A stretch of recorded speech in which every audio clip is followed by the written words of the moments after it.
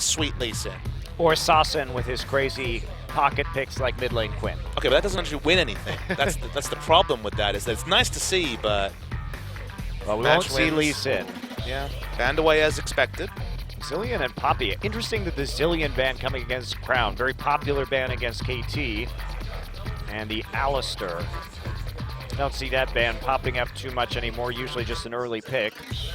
A lot of strong champions likely to make it through the draft when we actually see champions like Alistair and Poppy banned that were frequently picked up in our last series, Lulu as well. So, going to see a different flavor of OPs this time. Wraith also a player that we don't talk about a lot, but who's been pretty quietly having a strong season. His KDA has been very good, and he's just been solid in terms of his play for this Samsung team. What is with the Braum tonight, Papa Smithy? Something's in the water, because Braum has just catapulted up the rankings above literally a million amazing picks that are available. All of them skipped over for the Braum with Alistair off the board. Cuvée, how can you go past Lysandre? He's wonderful at this champion. It is a flex pick in nature, but Crown, he won a game unconvincingly on the Lysandre, and Cuvée, excellent at that champion. Yeah, Crown's laning phase in that game was really bad. Putrid, I would say. Yeah, really bad. So, could be the Lysandre Graves. Corki available, but yet to be taken. And the Braum pick may be a part of that, just trying to dissuade the Corki pickup and instead try for something a little bit more all-in. The Lysandre ban is very common against Samsung, and that's a priority pick they will take away quite happily. Or JJ has also been defaulting to the Lucian. Again, Braum does good things, strong things in that situation. So wait to see if that does dissuade Corki. It'd be insane to see Corki fall through picks and bans, but an outside chance of that happening. So Flawless's drop-off after the Lee Sin has been the big story for SBENU, who's Elise in particular has been very, very poor. He's been caught out a lot. Honestly, he's doing a bit of an ambition this season, whereas Ambition himself has been rising up in terms of jungle performance. Still a little hit or miss. You still have those Ambition moments where he's randomly in the river when his lanes don't have pressure and then manages to die. Well, hey, we got the explanation about that Braum first pick, Papa Smithy, and that's because they want to play Ashe. Interesting.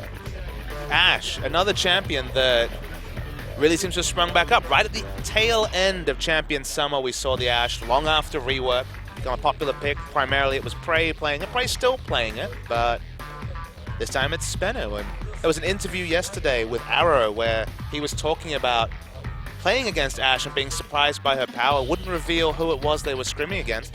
Might well have been SBENU. Yeah, well, the Braum pick will deny quite a bit, and this is some crazy pick composition that's coming in from SBENU in this game. You've got the Ahri, the Braum, and the Ashe already. Strong engage and strong single target CC. But isn't it exciting to see SBENU not playing a poke comp they're inevitably going to opt into 5v5 fights with? Well, we don't know what they're going to do with this pick composition. Maybe they will opt into 5v5 fights, Papa Smithy. Well, they're going to pick first. It's all right. Malphite certainly would be Pick City. Oh my goodness, it's Rox Tigers time. Wow. The all-in is real. And, well, this really explains the Braum pick now. They had a trick up their sleeve. They had a composition in mind. And they don't really care about lane matchups, it seems. They're just going to blind pick the whole lot. Well, this is exactly what the Rox Tigers did in their first game last week to eventual success. Now, they don't have quite the cannon top, but they're going to go with Malphite. This is basically the silver special. Everyone's got a go button. Initiation, someone's going to hit something, and everyone else knows, all right, it's time to go all in. Well, the Malphite has been seeing a lot of play, particularly in the North American LCS, but a rarity in the Korean scene. Now, we are going to see the LeBlanc, so a lot of mobility between the Ezreal and the LeBlanc. Good disengage with the Trundle Pillar, too. So Samsung trying to play dodge on all of these pick champions here from SBENU Sonicboom, and it'll be tough to avoid absolutely everything when SBENU is throwing the kitchen sink at them. I mean, Samsung, honestly, SBENU were looking for them to opt into as many AD carries as possible and then pick all the AD carry killers. And look, it's only two, but you can definitely see what they're going for. Very straightforward team comp. It's not quite the Rammus top, but Malphite certainly cut from the same cloth. Yeah, Soul on the Malphite up against the Lysandra. Much more standard composition, of course, for this meta from Samsung.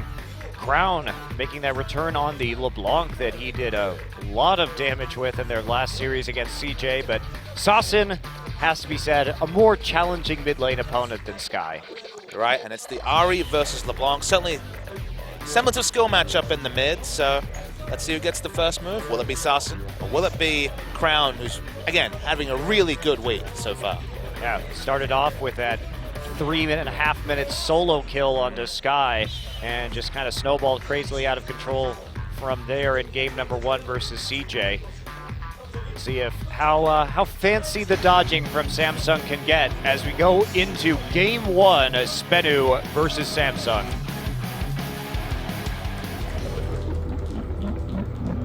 We'll find you acting on your best behavior. Turn your back on my...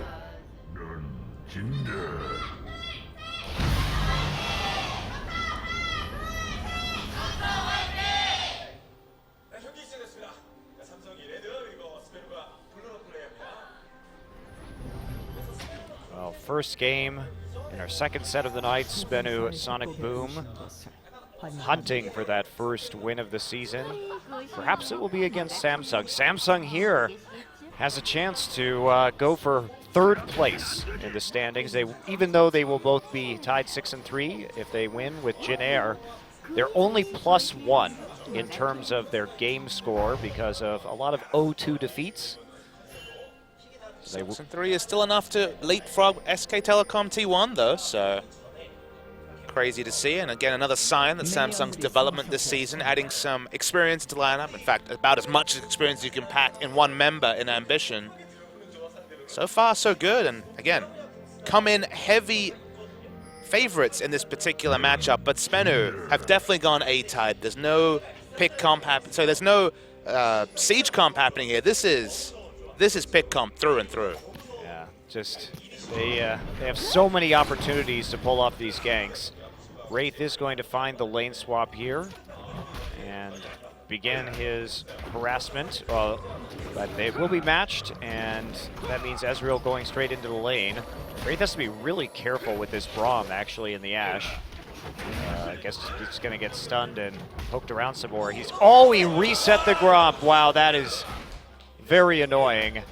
That's actually really smart from Wraith. He saw that the Gromp, if it released one more time, would go back to its original state and heal up. So playing on a knife's edge, but still able to buy some time for Core JJ. You got the pillar here. You're gonna be okay. So nice little play there from Wraith for the delay, and that means when everything is said and done, Core JJ, because of that solo experience, actually hits level 2 first. So nice little bonus for this Ezreal that will be in the top side. Absolutely. Australian meta on display. Bottom lane's in the top. It's your favorite, right? It's what I know best. You'd think it would be standard lanes, but no. It is standard, just inverted. Indeed. I'm very curious if SBENU can pull this off.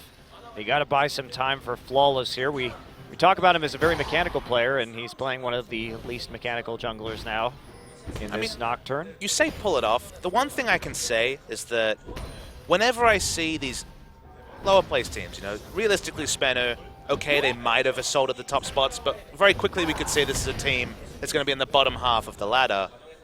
Trying to pick execution-heavy comps like these poke comps that, you know, can fall behind and never catch up, those are really difficult to pull off, whereas this is a pretty straightforward team comp. You hit one of those abilities, everyone else presses their buttons, you're going to fight. You don't have to worry about timing windows. You can certainly win the game off a mid-game pick. That's what happens when death timers are insane as they are right now. So to me, this is much more straightforward than what they've been drafting previously. And that's what they should do when you're not getting it done is, oh boy. Here's the all-in again. Sasa gonna get chained, and Crown once again, a pre-4 minute first blood. Did have an assist there for Ambition, but man, he's been pulling off these LeBlanc all-ins with balls of steel. And Sasin really misplaying, not playing to his summoner either. He has summoner spell teleport. and was standing so aggressively in lane, invited the all-in. Sure, it required a flash. It was very much some nice skill shots from Crown, but you got to play to your summoner spell. If you don't have a defensive one, you got to hang back. Especially after watching that last series, you got to know that Crown is going to take those risks. So some nice money for him, and this is where it all went wrong for CJ. Crown was just unleashed upon the map, and he was basically like one-shotting Madlife on Thresh. That was a 3-hit. That was literally one. That's about a second in the spell rotation, and Madlife was dead from full, so I know I rewatched that on the VOD. I was like, wait, what? All right, then. He had all the kills. I believe it was 4-0-0 at the time. Well, a good start. Good start for Crown. Picks up the Fiendish Codex. May have to play a little bit more cautiously now that his flash is not available. He's also LeBlanc, so probably not. Yeah, probably not. Also, there's a Nocturne in the jungle, so not too much to worry about. The power farming from Flawless is in full effect, and you know, I like this pick. Ambition has not really been a very counter-jungle heavy player this season, or ever since he was part of the jungle. I mean, he dies in the enemy jungle a lot. Yes. Is that not counter-jungling? What's that called? Suiciding? Feeding, I believe, is the League of Legends term, Papa Smithy. I think that's the word you're looking for. Ah, he's a feeding jungler. I remember that. But he's, you know, he's not Peanut. He's not going to get in your face in the early game and make your life difficult if you pick Nocturne. So looks like Flawless is going to get an easy ticket here to level 6. And let's talk about the synergy that, again, was on display when the Rocks Tigers picked Ashe is Nocturne Ashe. And you might think, okay, an all-in synergy, but the big factor is if you pop that Paranoia, you are not going to see that arrow coming from really any amount of distance going to take you out of nowhere. And suddenly, the long stun, potentially 3.5-second stun comes through globally. Nocturne's in your face. One of these other CCs unleashed, and the pick is confirmed. So I like this global Paranoia Enchanted Crystal Arrow comp that first was piloted by the Rocks Tigers and now is being aped by SBENU. I like that they took the teleport onto the RE2 for the same reason.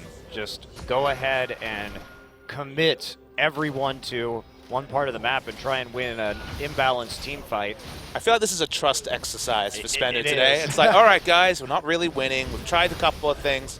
Let's just try the trust exercise of arrow into everything. I like it. I agree with you. I think this is a nice look for SBENU and something that is more appropriate to their current level of team coordination than, as you said, those execution-heavy siege and poke compositions that really require some good knowledge of how the enemy can flank you and coordination that we haven't really seen them display. And it's just shot calling, right? How many times have we seen SBENU have Lux, Nidalee, some other poke champions, and then all in on a 4th dragon or a 3rd dragon, or just places where they didn't need to. They didn't pick their engages anywhere near as necessarily as they should have. Or team fighting when they should be sieging. Here we go. And there it starts already. Cuvee, nice E though. Gets out without even having to burn his flash.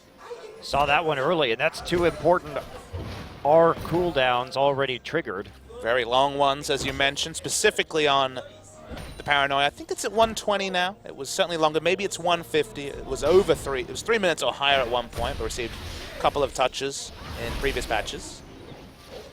Regardless, it's going to be very safe farming. And the big difference between Nocturne and the mode junglers, I mean, mostly I'm talking about the likes of Nidalee Elise, but Graves to some degree falls in this, is that his impact every 2.5 minutes. Oh boy, it's Soul. Yeah, Soul gonna get caught out right now. Ambition is trying to come in. They do put the damage down, but they can't quite finish off Soul. They did get his flash. So repeat gang possible. Uh-oh. Oh no. Crowd. Goodbye. Ignite comes off cooldown. Flash wasn't quite up yet, I don't think, for Sasen, or it may have just come back up. And that will be a kill as Crown lands that part of the chain. Sasen didn't even have a chance to ult there. I'm not actually sure what happened. I don't really know what's been happening with Sasen recently. The team has moved away from 5th picking him champions on the red side, and he has died in lane a few times in a couple of games in a row. Again, not playing to his summoners. Again, teleports back to mid. He's just not respecting the LeBlanc whatsoever. The Ignite cooldown was back up and deservedly goes down again. Well, Crown also has been putting on a clinic on LeBlanc's laning phase. in the last couple of best of threes. And that he's really justified that pick. They like to pick it early. It doesn't seem to bother them. They did last pick it this time, but they were early picking it against CJ. And Sassen, it's not building Abyssal. He's sticking with the Morellonomicon. He's certainly not itemizing towards magic resist. Has some magic resist per level, or maybe just 4 flat, but regardless. Anytime those chains hit, he's going to take most of his life, if not all of it, in a trade. Yeah, 20 CS down at under 10 minutes. Against a guy with a GP10 item. Oh, well, I think I know how this story ends, Papa Smithy. It's with Secret dying quickly. Oh my. Oh my, there's the chain. And, ooh. From downtown? Yeah, the fadeaway. Collateral damage doesn't quite finish off Sassen, but Ambition doing a good job of adding that little bit of damage on these mid lane ganks that LeBlanc lacks, and Crown takes not too much damage on that dive. Soul now is going to be here and is going to walk past each other. Q goes. Ambition is caught out, but that ultimate doesn't do anything. But Flawless is going to try and follow up on it. Cuvée is here too. Ambition gets back under the turret with his flash, and now they have to really worry about Crown. Oh, Flawless.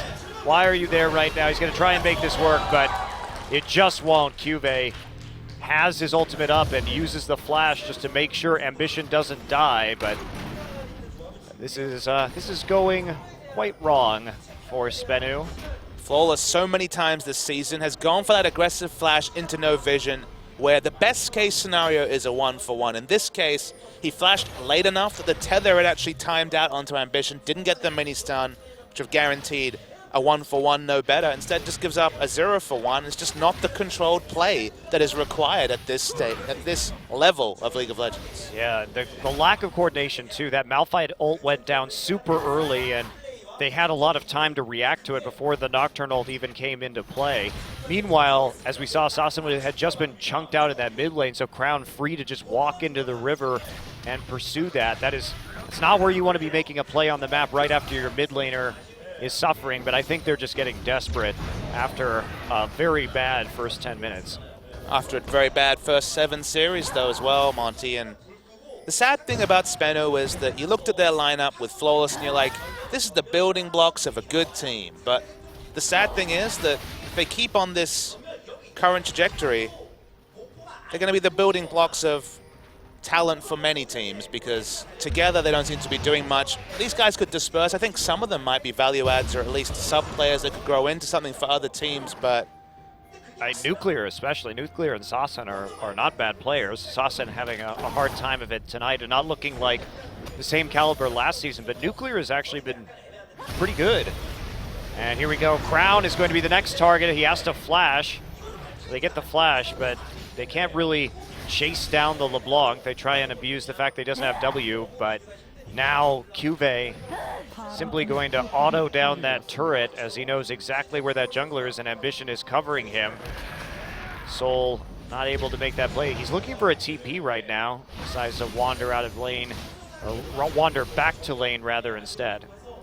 I think 2-man, Nocturne doesn't really have a lane that he can cleanly get a guaranteed kill on. The best hope was Soul on the Malphite, but we saw the Glacial Path continue and get Cuvée out in the bot lane, but in the mid, charm into the tether, you're just still going to be able to dash or flash away from that. It's low percentage in most lanes. Ganking an Ezreal is frustration in itself. And the point I was trying to make about Nocturne is that he's kind of gated in relevance by 2.5-minute windows. Is the ult up or not? And that's 2.5 minutes where Crown in particular can go as aggressive as he wants, trades under the enemy turret, and knows that he's going to be safe. And even when those ganks have come off, they haven't been successful. So it feels a bit like Nocturne in that regard. Flawless coming back though. Wow, and there we go. Arrow gonna come in and just nail Crown. We're gonna try and follow up. Ambition is here, and Crown on the run. He actually gets out, surprisingly, uses that W. And that is going to be another attempt at a gank. Failed. He was just far enough away to survive that stun. Still, of course, responsible for 2 of his team's kills, and now the invasion is beginning. Flawless is going to be running out of options. Cuvée is here. He's been unleashed on the map after taking out that turret. Big chunk of damage as Flawless has to exit his own jungle, and this will be a blue buff take for Samsung. out of nowhere, but not really out of nowhere, but the sum of pressure, 5,000 gold almost, just over 4,000 so far. A lot of that's going to be between the mid laners. 2 kills and 30 CS. Even going to be hitting the Abyssal Scepter faster than the Arias. Close to panic stations for Sarsen. Cuvé's doing his thing up top. Only Nuclear, again, he's the guy who has impressed the most this season. We thought it would be Flawless, we thought it would be Sarsen, but it has been Nuclear. Who can forget his, what was it, 11-0 loss, 11-1 loss? But here comes Hello, Cuvé. and Sarsen has to ult out, but he gets tagged by the ult anyway. Crown will take another kill. Flawless goes in, but that will just be to his death. Now they do pick up the shutdown kill with a TP from Soul, but it's a small consolation, 2 for 1, and Soul is chunked out.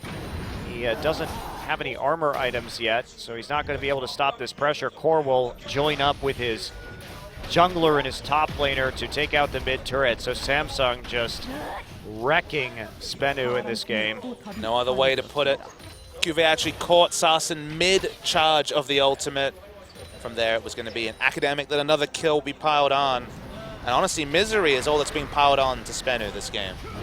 Dragon, first of the game. Samsung's will be uncontested.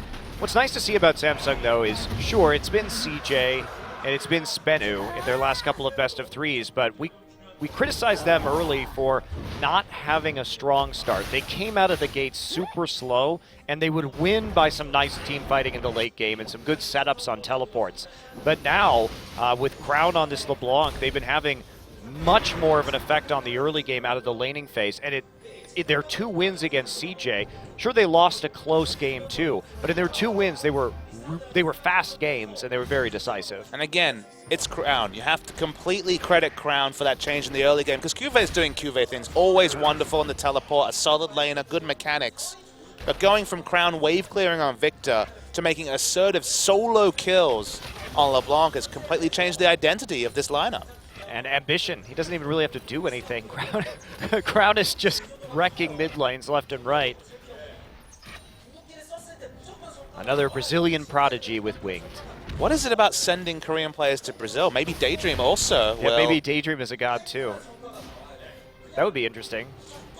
That's the place that you go to train. Brazil. They should start importing Brazilian players into Korea then. BRTT. It's time for Kami. Kami mid lane.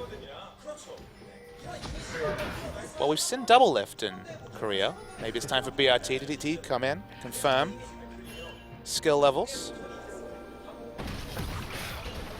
Well, Samsung just taking everything on the map at this point. As you can see, pre-20 minutes, Crown is he's got quite a few items. 40 CS advantage, Frost Queen's Claim, needlessly large rod, Abyssal Scepter.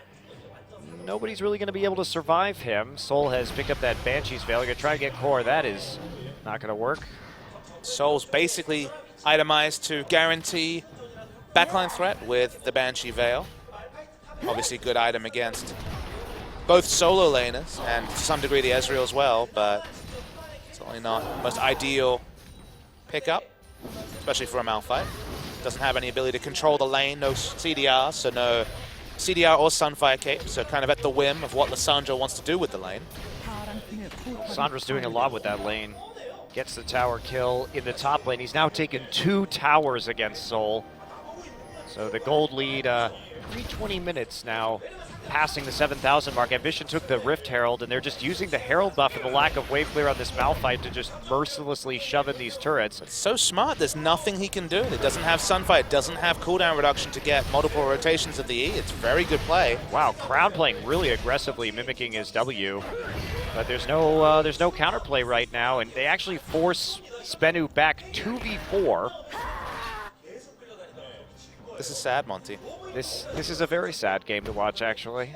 SBENU even did something interesting in the pick ban, but the Malphite being forced onto magic resist is really, really hurting them because, and that's just, it's the on-the-fly calls that really show the next level of development for Samsung, because it's very smart to just send 2 members, 2 ranged auto attackers, including their jungler, push down the turret, and Malphite is either going to all in with no backup because everyone was in mid, or just watch as the turret dies. Yeah, it's been effective. Their lane assignments have also been good. to take out the outer turrets quickly. Can we be excited about Samsung yet? They look better and better. It's that last part. It's actually putting up a strong fight against a top team. If we see a 3-game series for them against... Hey, they beat Jinair. Sure, and Jinair is up there, but I want to see them take a game off SKT, KT, or the Rocks Tigers. And that's kind of my gambit for them. So they can take even one game off 2 of those teams, they could be a real playoff threat. Yeah, absolutely. Well, SBENU now attempting to wave clear in the mid lane with their jungler in support.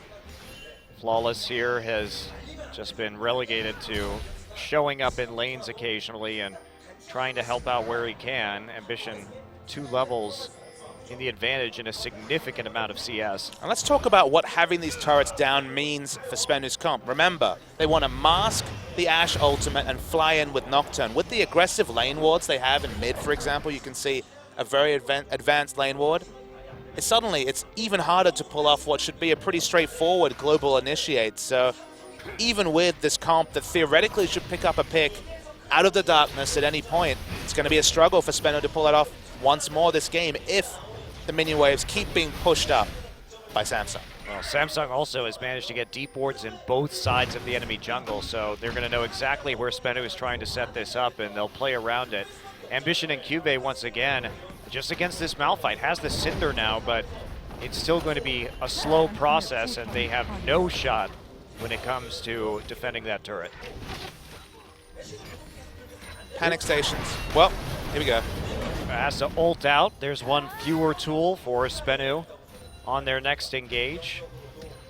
Using that Lissandra ultimate right after taking the turret, and they'll be free to play some other part of the map right now. That is a great ward, like you said, Papa Smithy.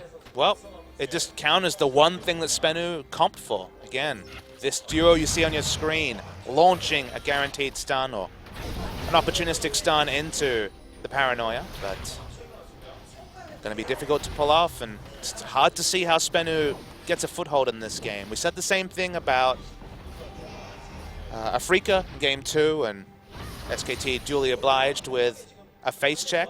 Going to need something on that level for Samsung to lose the pressure they've spent 22 minutes cultivating.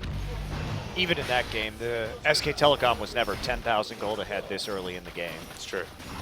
So, but as you're saying, SBENU does have that chance, and a face check against this particular composition, that could be truly deadly. I mean, if everyone's half an item behind, sure, it'll take longer, but the constant CC chain into damage should be enough on the side of SBENU, but we're watching the timer, and as items start piling on, likes of QSS comes through, Magic Resist is piled on.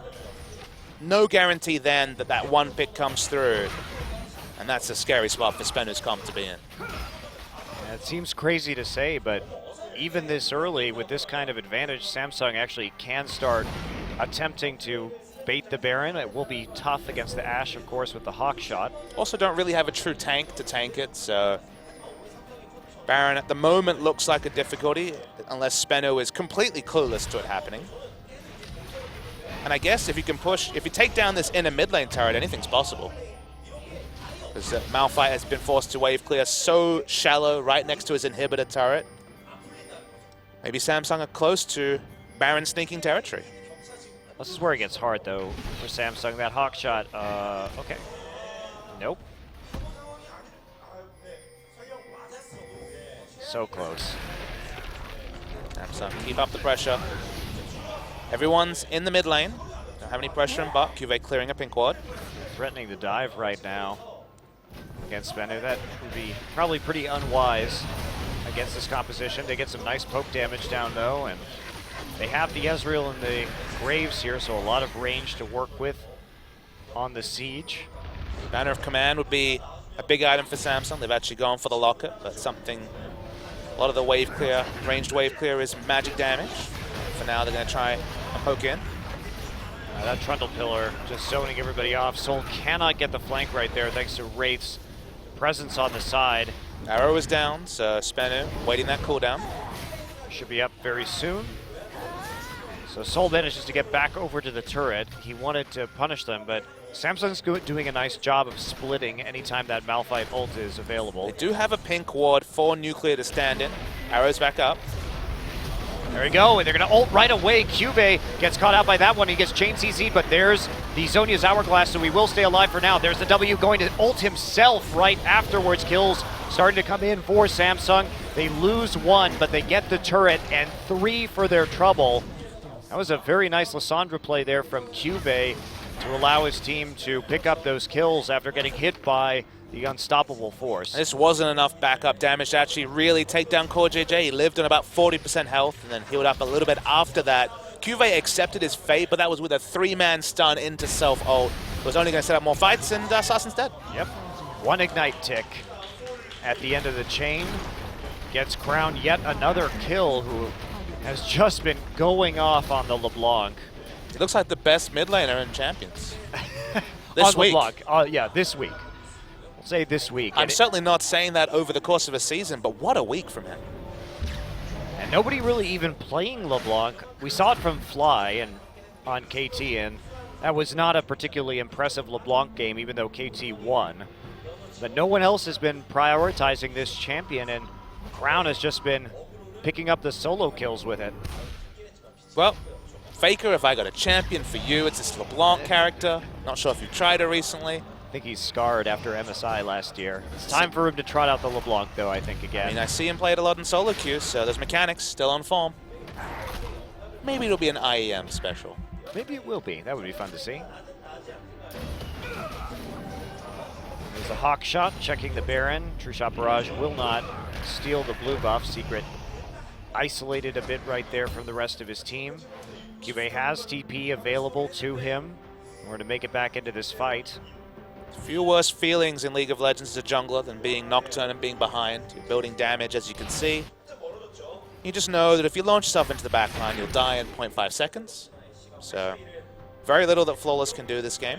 Nocturne's a very binary champion. It looks great when you're ahead. Looks absolutely awful if you're this far behind. He just doesn't peel or do anything, really. Nope. Well, here's the Baron, Papa Smithy. At 26 minutes, they have decided that it's time to start it. Ambition is relatively tanky with the Sterix Gauge. Secret smells it. Still taking a lot of damage. They're going to try and block this off. TP is going to come in. They have to split immediately. Ambition, the only one hit by the Malphite ultimate. Still He's got alive. that. Yeah, does live through it. There's just not enough damage right now. He is still alive at the back of this fight. Has to flash at the end, but he will survive thanks to the Sterix Gauge. And now Nuclear, he is all alone, and Crown is going to help him take out that kill. Double kill there for Core JJ to clean up the ace in the fight. This may be a bit overly ambitious with the 0 health that they have. Crown is going to be the next man up to tank this Baron. This is going to be close. And Nuclear actually gets a kill onto Wraith. Baron could have got a Quadra there. That was a little bit risky, and they do lose 1 for it. But look at the power. We talked about the lack of frontline, the double AD targets, but when you have Sterix Gauge and the more Malmortius, look at the amount of shielding. It's a casual 800 shield, and Ambition, remember, gets attack speed, lifesteal, and spell vamp enough to live through the fight. Insane given the focus fire on that pseudo AD carry, but you're seeing the tankiness that Graves builds, and if you can't kill that one person, you're definitely going to get cleaned up. As so is Secret, probably. Yep. True Shot Barrage into a death. Crown will accept the kill from Secret. And in that little fight, too, Cuvée did a great job team fighting and zoning people out on that Lissandra for the double kill. You'll notice Samsung, they went for the Baron, but you can't stay in there even when you're this far ahead against this SBENU composition. And you'll notice that they just back out, turn and fan into an arc, and that's why Ambition was the only one hit by that Malphite ultimate. And you know, Papa Smithy, this is the reason why we don't... Oh, holy cow! Well. Wow. That was a thing. What happens when you have a 15,000 gold LeBlanc? He is nearly doubling the amount of gold on Sasa in this game. Not quite a Flame Horizon, sadly. I don't even know what to call this double gold on a mid laner. I believe that's called dumpstering. The Crown Fiesta. It is a big party for Crown this game, and here is the last fight. Soul is caught out, has to ult his way straight back into the fountain to survive, and then flash right afterwards, and that's going to be the end of this game in 29 minutes. An absolute